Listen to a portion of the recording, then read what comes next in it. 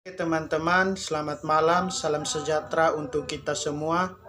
Kembali lagi bersama saya atas nama Rimbawan Sun Putra Kaja, NIM 1803030133, kelas C, semester 6,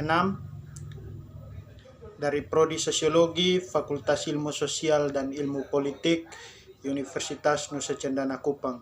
Oke teman-teman, pada malam hari ini saya akan menjelaskan tugas ke-7 dari artikel saya yang berjudul Akar Terjadinya Korupsi.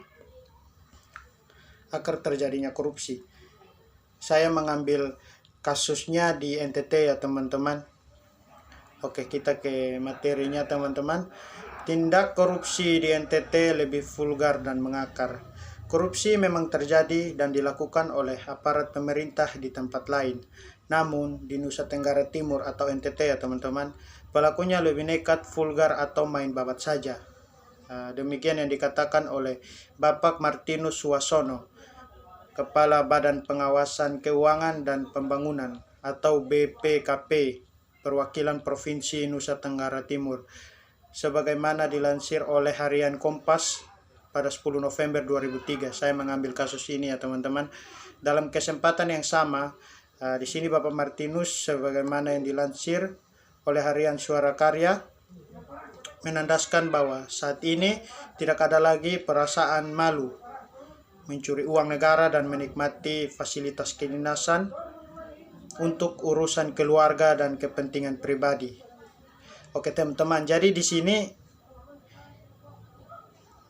orang yang melakukan korupsi atau pejabat yang melakukan korupsi, dia tidak ada lagi perasaan malu untuk mencuri uang yang teman-teman, uang negara, dan dia menikmati fasilitas kedinasan untuk urusan keluarga dan kepentingan pribadi. Oke teman-teman, sikap pelaku korupsi yang nekat dan vulgar ini sepertinya sudah membudaya di NTT. Makanya pelaku korupsi tersebut sering bebas dari jeratan hukum, meski hasil audit internal menunjukkan adanya kerugian pada keuangan negara. Di sini pelaku korupsi tersebut sering bebas ya teman-teman. Bisa kita lihat banyak kasus korupsi kasus korupsi yang terjadi, dan pada saat di pengadilan mereka bebas ya teman-teman. Kita bisa jumpai sangat banyak teman-teman. Dari jeratan hukum, meski hasil audit internal menunjukkan adanya kerugian pada keuangan negara, padahal jelas-jelas dia terbukti teman-teman. Tetapi ya seperti kita tahu ya, pasti mereka punya senjata sendiri untuk bisa menangkis serangan daripada penegak hukum.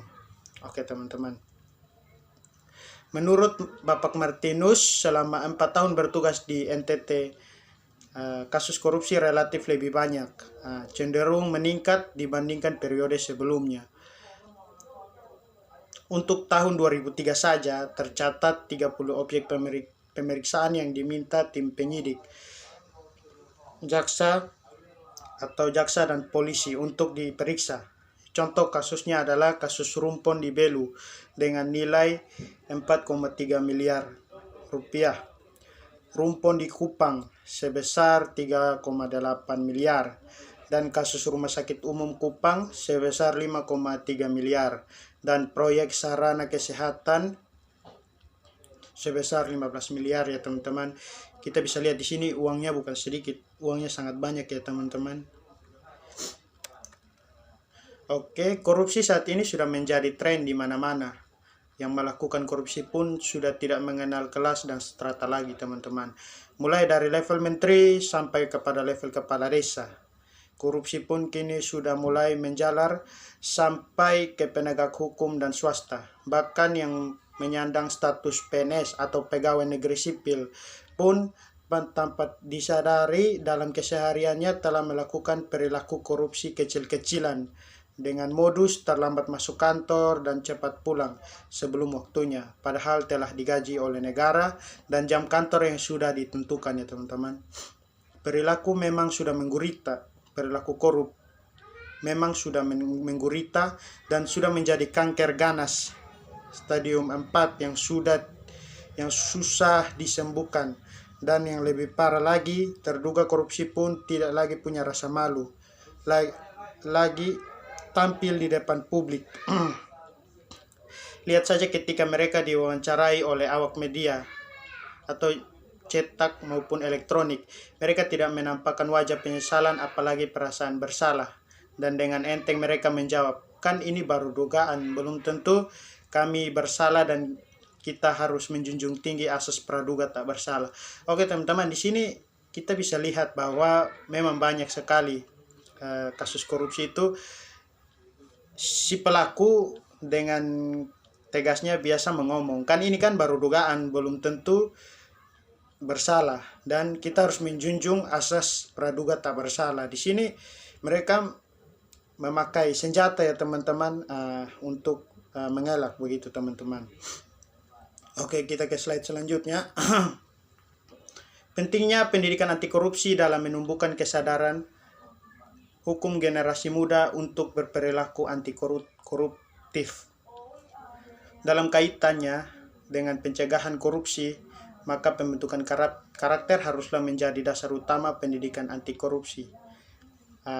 Tanpa adanya dasar utama pembentukan karakter, maka tujuan dilaksanakannya pendidikan anti koruptif pun akan menjadi sia-sia. Jadi di sini dalam kegiatan pencegahan teman-teman, proses pencegahan untuk korupsi, maka yang dibentuk itu adalah karakter. Itu yang harus menjadi dasar utama teman-teman. Karakter di sini yang berperan penting. Jadi kita membentuk karakter dia untuk menjadi anti korupsi teman-teman dari sejak dini, agar kedepannya karakter dia itu bisa menjadi senjata dia untuk melawan korupsi ya teman-teman. Oke. Pendidikan anti koruptif tidak dirancang untuk memberantas korupsi, tapi mencegah dengan jalan melatih orang untuk memiliki kesadaran untuk berperilaku anti koruptif atau korupsi. Oke teman-teman, jadi di sini pendidikan anti korupsi ini dirancang bukan untuk memberantas korupsi teman-teman, tetapi itu agar bisa lebih pada pencegahan teman-teman, mengontrol diri untuk memiliki kesadaran yang berperilaku anti korupsi teman-teman. Oke. Pendidikan anti korupsi tidak akan memiliki daya guna jika karakter yang terbentuk masih bukan karakter anti korupsi. Oleh karena itu, dalam pendidikan anti korupsi, pemahaman tentang nilai-nilai korupsi dengan nilai-nilai yang negatif dan merugikan banyak pihak sangatlah penting diberikan. Dengan pemahaman demikian, maka akan terbentuk karakter anti korupsi. Oke teman-teman, jadi di sini pendidikan anti korupsi tidak akan memiliki daya guna, tidak akan bekerja jika karakter yang terbentuk masih bukan karakter anti korupsi ya teman-teman.